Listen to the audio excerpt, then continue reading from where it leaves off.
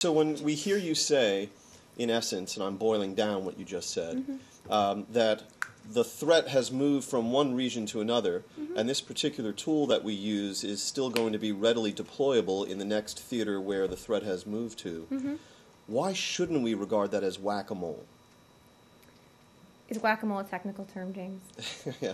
Can you be a little more specific? To denizens of arcades and video games, whack-a-mole is a I know game. what whack-a-mole is, but what do you mean in reality here?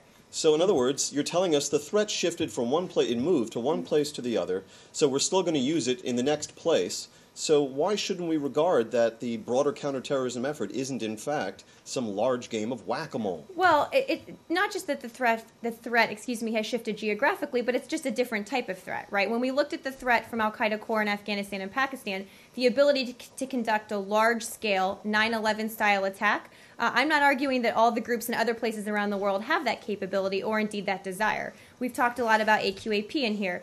When they shifted sort of from being a group that was more focused on Yemen or the Gulf to, we saw over the past several years, them increasingly trying to attack the U.S. Interest or the U.S. homeland. So it's not that the threat is one-to-one. It's that where Al-Qaeda offshoots operate, we take a look at both what they have the capability to do, where they're focused on internal-external planning, and what kinds of tools are most appropriate to counter that threat. And it's different everywhere.